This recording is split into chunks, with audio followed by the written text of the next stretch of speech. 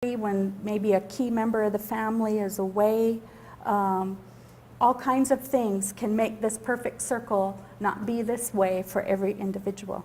So as a provider, when you're looking for help from the family, try to go to the next concentric circle and see which individuals might be there that can help you problem solve for an individual. Perhaps you're trying to do a placement for somebody to get them closer to home or an area where they feel more comfortable if the needs are present for them.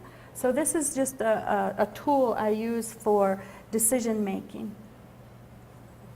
So the functions of these relationships are important to understand because it's connected to our coping skills. That it's important that we gather together and get this support from our family. And we pool our resources, our ideas, our compassion, our social networks, and that's an insulation. If we have all these people around us, it's an insulation so that we can hold up under the pressures and the stress of what could happen, even though we won't name it, that thing that could happen.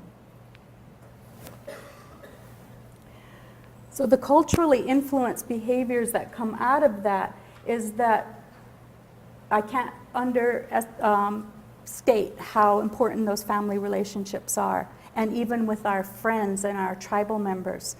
Because on a spiritual level, we're all connected as one spirit. And when one individual is down and weakened, the rest of the group comes in to surround them, to kind of hold them up. And in that, we hold each other up. And we continue to do that to this day in a contemporary setting. And we talked about the family roles. Different ones might emerge. You are in the ideal situation to see that transformation unfold, because you are looking at Indian families when they are dealing with stress and they're coping, and these roles are exercised, defined, maybe passed on to someone else. And it's how our little kids, those 3 and 4 and 5 and 6-year-olds that are in the waiting rooms with us, are learning. Because your mom doesn't sit down and say, as the eldest Indian daughter of this family, here are your duties and your position description. We'll do an annual performance evaluation. It does not happen that way. You learn by being present at all the family gatherings, big and little. You'll also see a great deal of humor. The only thing that has helped Indian people survive the smallpox epidemics, the war era, the boarding school traumas, and the racial prejudicial things we've had to go through is that we have a great sense of humor that enables us to cope with those issues. Prayer is also central to Native gatherings, small, big, humongous, and even though you may have a patient who in their more healthier days were not known to be significantly spiritual, when shit hits the fan, people will go back to their origins. And you'll see this in all the faiths, that whatever it was, that's that core value that's buried deep inside them, when they are scared, they'll go back to that. Another issue, I think those of you that work in a clinical setting, nursing homes, may have experienced the wailing. Some tribes are very strong in that wailing process. And I often get asked, how can we take care of that? How can we stop it? And you can't. It's ingrained. You can't stop it. So you have to learn how to cope with it.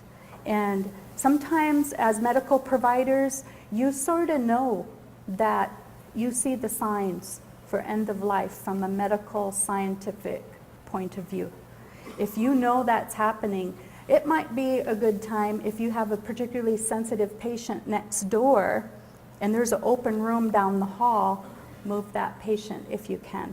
Or close any doors that section off your hallways. Do those sorts of things, because That's a deep emotional response that a policy within a facility is not going to affect anything, and you're just spinning your wheels, making yourself frustrated. At the graduation, We already talked about the one spirit, and that the vigil is for a coping mechanism, but it's also important because the vigil is one of the contemporary ways that Indian women are maintaining their roles as leaders in a family. So it's important that our younger women learn their cultural responsibilities by watching their elders keep the family together, manage the family, keep everyone supported, taking care of each other. It's a very nurturing process of helping your family through a crisis, helping your family be prepared for the end of life and the changes that are coming about for our elders. And that is a source of support for you if you try to be part of the vigil as a helper to the vigil. And I think many of our hospitals are coming to that realization that to try to fight against the vigil, you just have very unhappy customers. So if you can work with the vigil, then you have granddaughters who are taking grandma to the bathroom, not your CNAs. You have daughters that are bathing their mothers and not the CNAs. So they can become part of the whole process as a free labor source, if you want to look at it that way. So this is, the vigil is a woman's role, and I'll let you read that on your own for your homework. Also in long-term planning to maintain dignity and gender issues with the elderly. I think it's cool that men want to be CNAs and just outstanding that they can be the best nurse in your entire facility. But for my 94-year-old grandmother, she was not going to let that young man take her to the bathroom. And so she refused to speak English.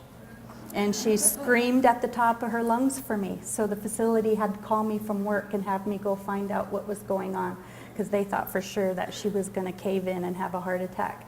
And it was all because she did not want to have a man take her to the restroom.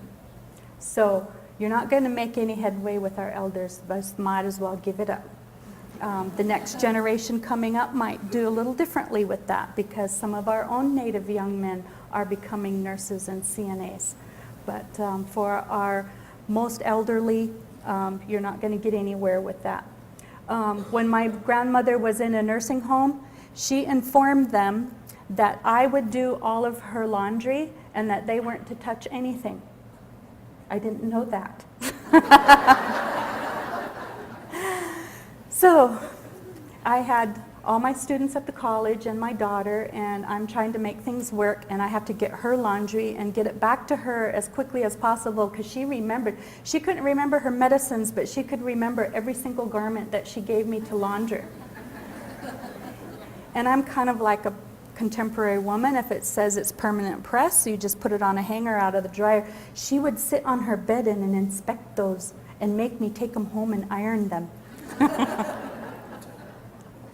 And that's just the way it was. There's no arguing with her.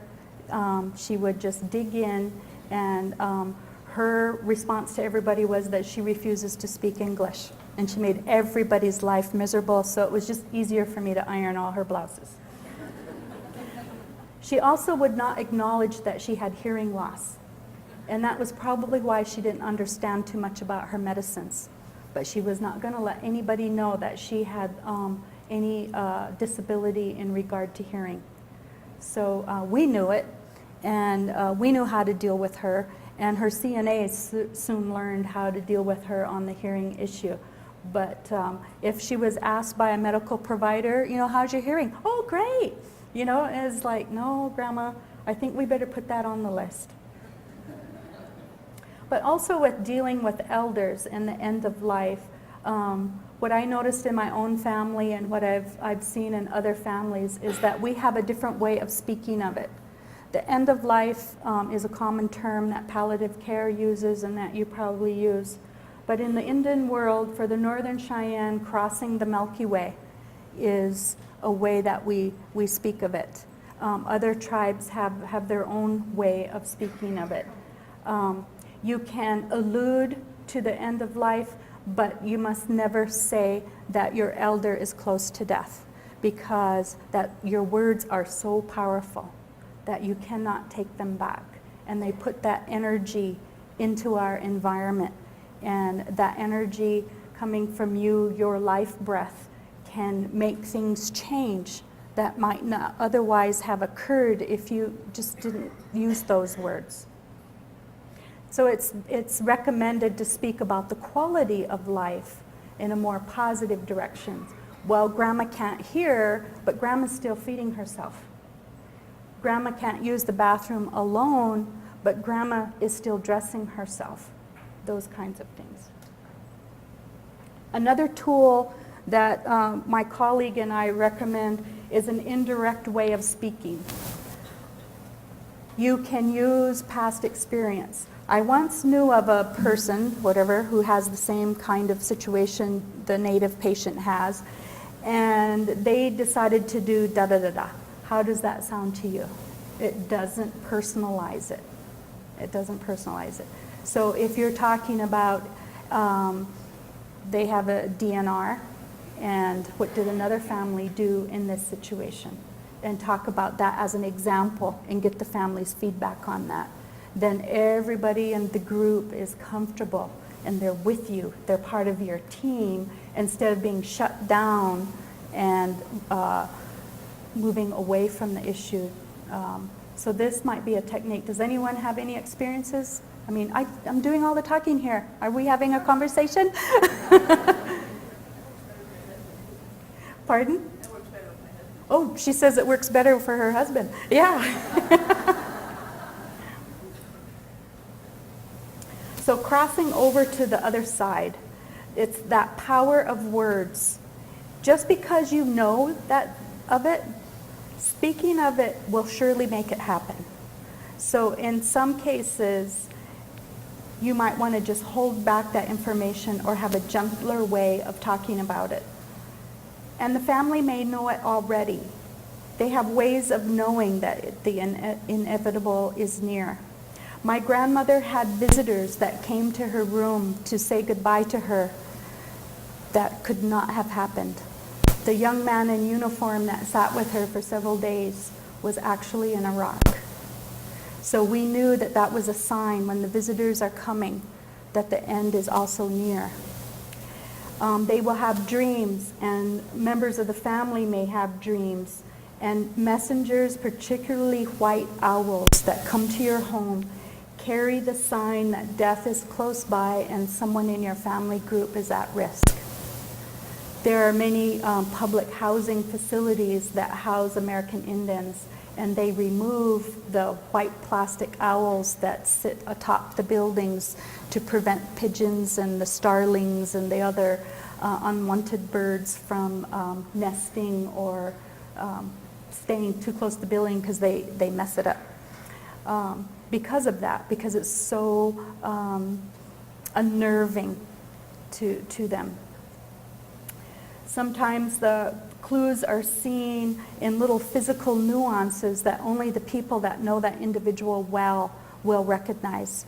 And they may speak of those issues. They will speak of the dreams. They'll speak of the signs. They'll speak of the physical nuances.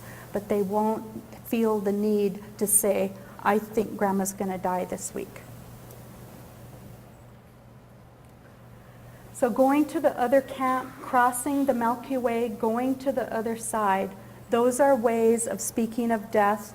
And you can pick up any Billings Gazette and read obituaries when a Native person has passed on.